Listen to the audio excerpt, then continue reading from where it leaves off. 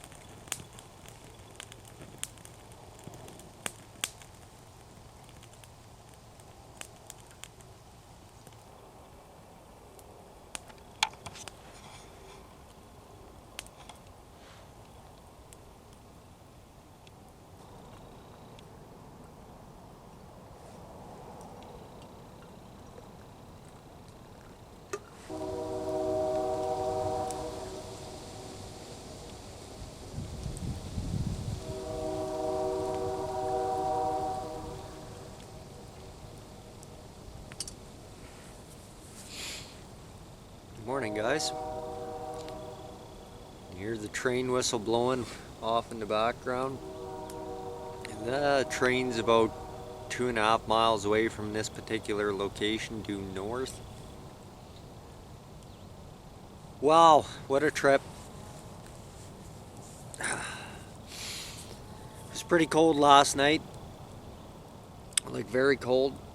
I snuggled up best I could with all my layers and stuff, but you know, it was doable, but it was chilly for sure. I don't think a guy'd want to be, you know, hammock camping much cooler here, breaking into our fall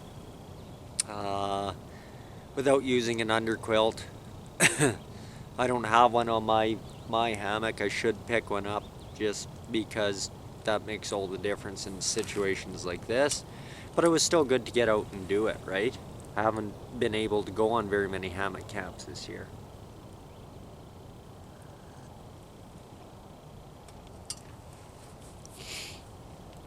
So recapping the series, day one was great. We got off to a good start, you know. We got some supper there the first night with the puffball mushrooms and one squirrel that we cooked, just smoked it and then cooked it over the fire. Plus we had another 2 to throw in a pot to start a soup for the next day for day 2. Now day 2 rolled around. We did a lot of work around camp. And day 1 was a lot more rushed. It was just take care of the priorities and that was kind of it. Day 2 we worked ourselves into the position where we could have a little bit of fun with it. And fun we had. I mean, day 2 we happened to snag a couple more squirrels, so that went well too.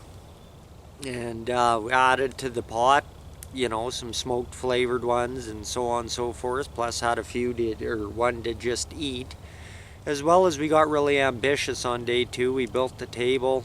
We got this big chopping block we dug from way out of the block there. That wasn't easy, but hey, it's a fantastic piece of kit right here.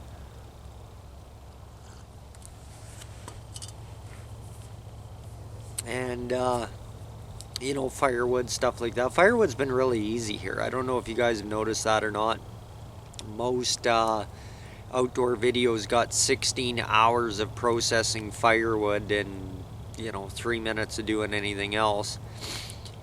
I don't have to do that in this particular location because we're on the edge of the cut block, and it literally requires a walk and picking up pieces anywhere from this big to this big, you know, dragging them back to camp and they're good to go. So I mean, that part is super easy, super, you know, you couldn't really ask for more. Day 3, so day 2 is really the night 2, I guess you could call it. It's where I really noticed I was getting tired. I wasn't sleeping very well. Because I wasn't sleeping good, it greatly affects your energy and basically everything else, right? So day 1 was good. The first night I slept pretty good, but not great. It was quite cool. Same with night 2 and last night. The nights were cold and they sucked a lot of energy from me. But it was, we got by, you know what I mean? So we moved on to day 3. Day 3, again, we seen more hunting action. A lot of miles. Like, we put on a lot of miles walking around yesterday. Or, you know, day 2 and day 3. Day 3, I really put in an effort to try to find some other source of protein. Day 2, it started. I started to look. My feet started to get bad in day 2. Day 3, they're manageable, but they were still sore, right? I trudged all over, tried to find, you know, anything from aquatic proteins such as muskrats and stuff to porcupine. I think we found a few berries, but nothing really substantial, you know. Sometimes that's the way that it goes, though, depending on the area you're in. I mean, if it was the time of year we could harvest deer, we'd have it set, or at least another opportunity for game to go after. So we've seen deer a couple times on this trip. Both were very doable shots. But it just sometimes that's what happens. That's the way that it goes. It's not always glamorous or you know, full of adventure. Sometimes it's just getting by. So in a little bit of a... So this is the style of video that you guys wanted. You wanted to have the living off the land. Well, we've been doing that. Well, we'll call it living off the squirrel and mushrooms, because that's pretty well all that happened for this 4 days here. But let's take a little better look. Like, squirrel just smoked and done over the fire is really good. There's nothing wrong with it at all. Not much meat there though, so you need quite a quantity. And I was going by on pretty well bare minimum. Generally, it's a lot easier to go get squirrel and stuff, but like we talked about quite a bit in episode 1, it was challenging with Izzy having to be leashed.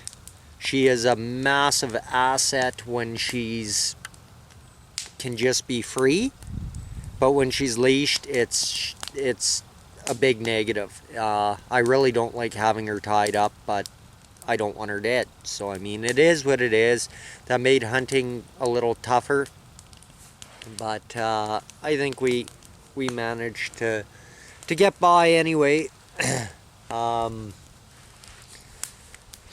So yeah, the living off the land, the mushrooms, so we got bowlet and woodland puffballs are the two varieties of mushrooms that we picked. We had some wild raspberries, a little bit of cattail, hardly any though, some plantain and some dandelion roots.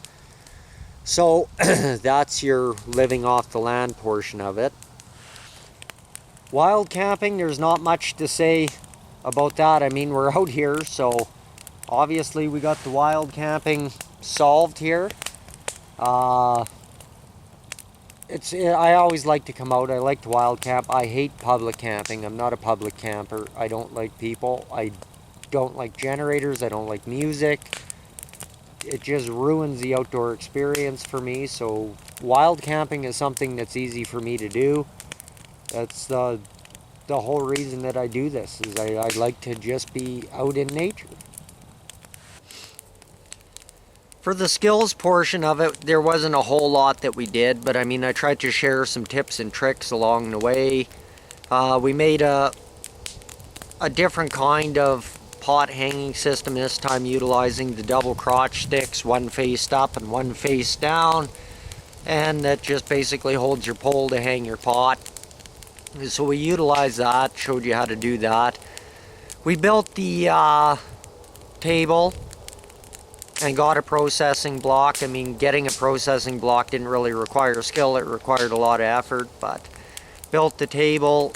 I tried to point out a few different tips and tricks along the way, like mushroom identification, what I look for and why. A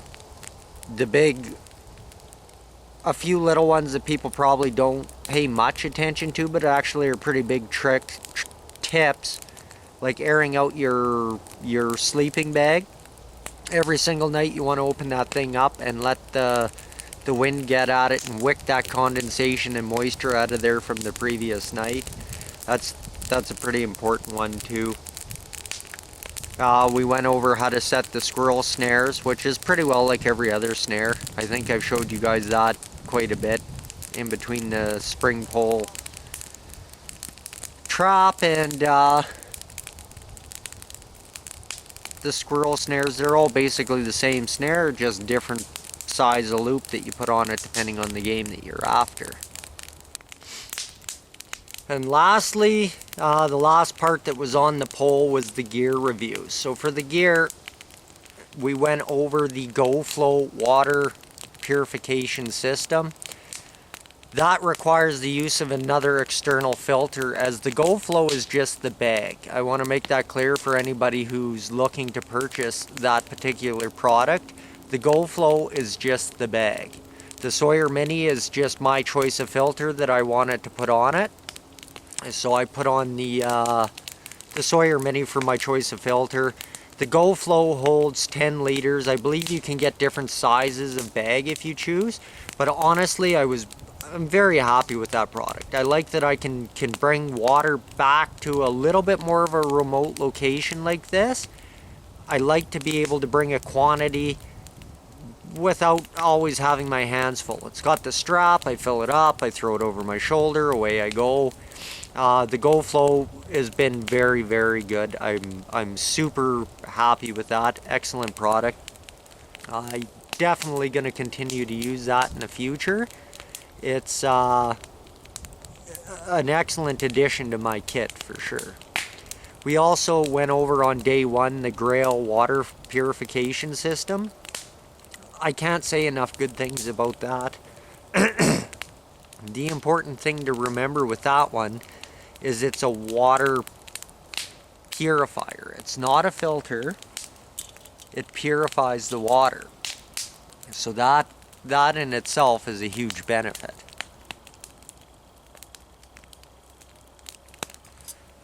It's quick. So 15 to 20 seconds and you've got purified water that's cold. That's a huge thing. If you boil water, it's warm and it stays warm forever. It never really gets back to cold. It'll get to lukewarm or room temperature, whatever you want to call it. But you use tabs and you gotta wait, 20 minutes, half an hour. Or you could use other products like a Sawyer Mini, for example, or a Life Straw or something like that.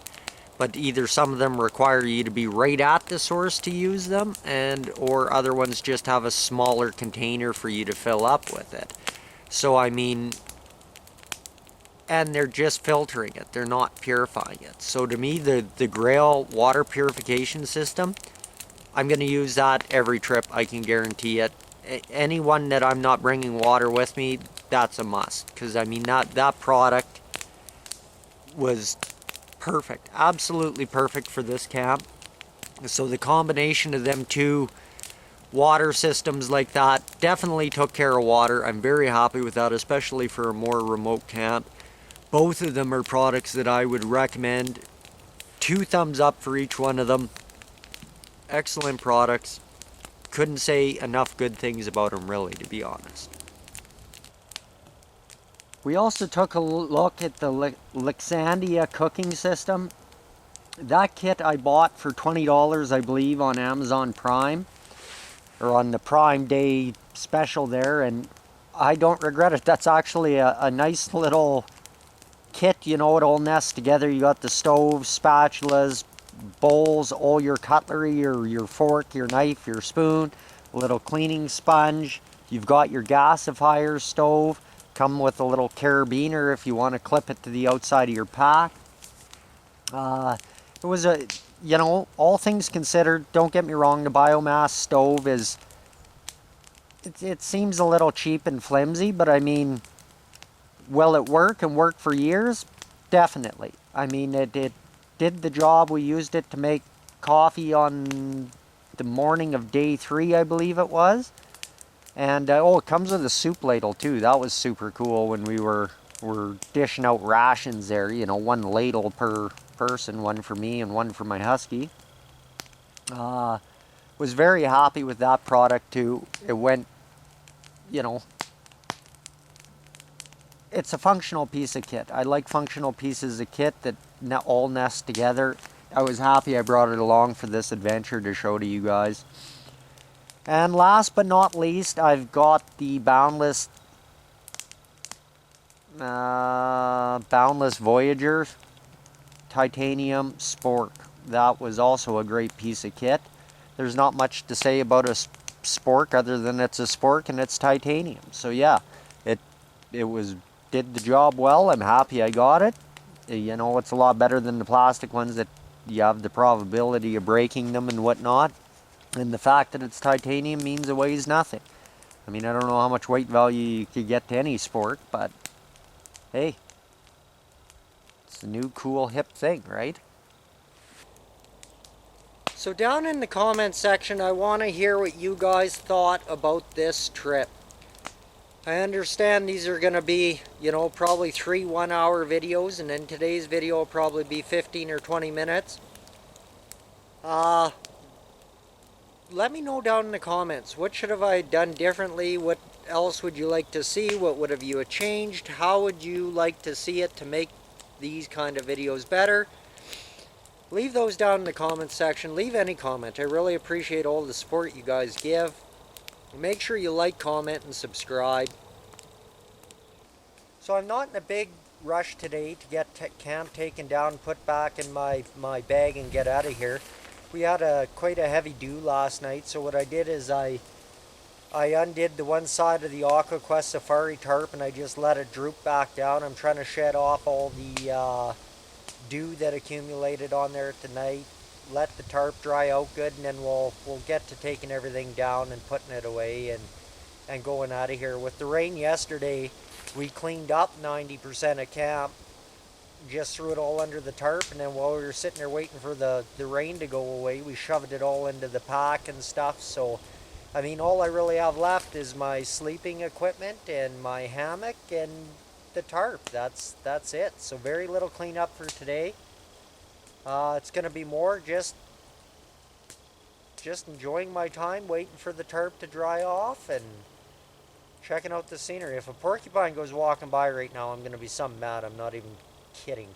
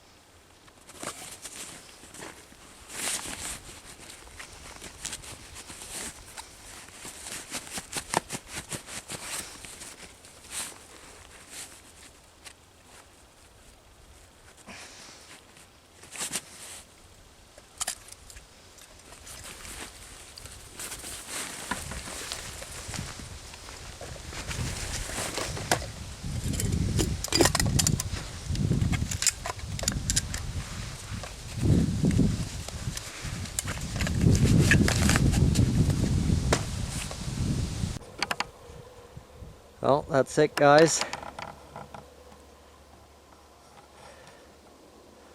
We're cleaned up and we're ready to go. At least until next time. Thank you guys for joining me here on this trip. I got a couple items left to throw in my person and then get out of here. I'd like to thank you for joining us. It's been an awesome trip. I'd really look forward to your input and suggestions. Till next time, keep outdoors.